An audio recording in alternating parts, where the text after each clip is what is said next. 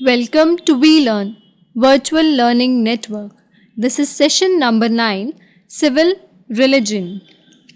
Topics which we are going to cover in this session are the concept of civil religion, characteristics of civil religion, varieties of civil religion. So coming towards the first topic, that is the concept of civil religion. Civil religion has been defined as the religious or quasi-religious regard for certain civic value and traditions found recurrently in the history of political states. This regard for the civic value and traditions of the political state is expressed through special festivals, rituals, creed and dogmas which honors great personage and effect events of the past. These persons such as freedom fighters and social and political reformers and eminent presidents like Abraham Lincoln are some of those who have played a major role in the socio-political history of their society. According to Durkheim, a religion is a unified system of beliefs and practices related to sacred things, that is to say, things that are set apart and forbidden, belief and practices which unite into one single moral community called a church, all those who adhere to them. He says that the cities and nations are just as susceptible to the nomenclature, that is, naming of the sacred, as are the social bodies called church. He gave the example of France during the French Revolution at the end of the 18th century. Characteristics of civil religion. The concept of civil religion is not a new phenomenon. It has been present in many societies from ancient Greece and Rome to the Middle Ages and during the Renaissance in Western Europe. The ancient sacred kingship of the Mediterranean world had elements of civil religion such as the worship of the English or emperor as a god. This feature has been characteristics for many societies including our own in the pre-British period.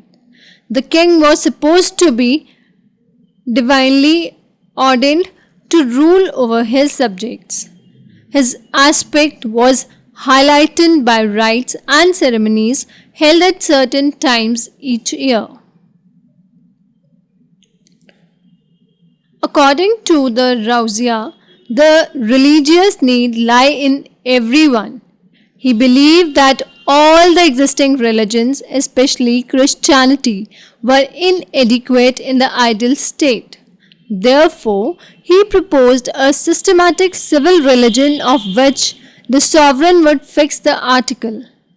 In the other word, the political head would determine the article of this religion, and these articles are, as mentioned by the Rauzia, social sentiment without which a man cannot be a good citizen or a faithful subject.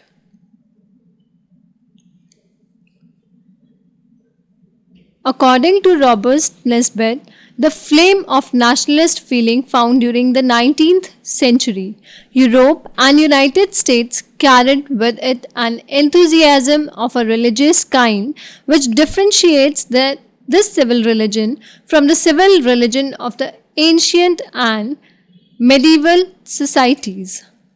He gave the example of Hegel, a German philosopher who declared the national state of Prussia, to which he belonged, as a march of the God on earth.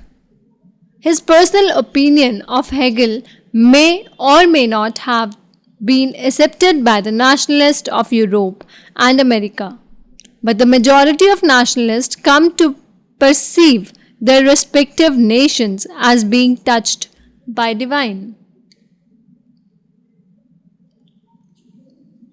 Next are the varieties of civil religion. Civil religion in the ancient Greek and Roman cities. According to Swanson and another scholar, Murray, this pattern originates from the family, which is the ultimate sovereign group. It is in the family that the first religious practice is directed towards the worship of ancestral spirits or family gods or deities who protect the interest of that particular family or clan. The particular interest of the family is the particular interest of that family's god. This interlinkage become more and more differentiated as the society become increasingly complex. Religious practices were held in the family first, then in the city government in both the Greek city-states as well as Roman city-states. Each and every family of citizens who belonged to these city-states had their own sacred fires and appropriate rituals to propitiate their gods. For this maintaining, using, honoring, renewing this sacred fire. But this ritual activity was confined to only the patrician family who claimed full citizenship.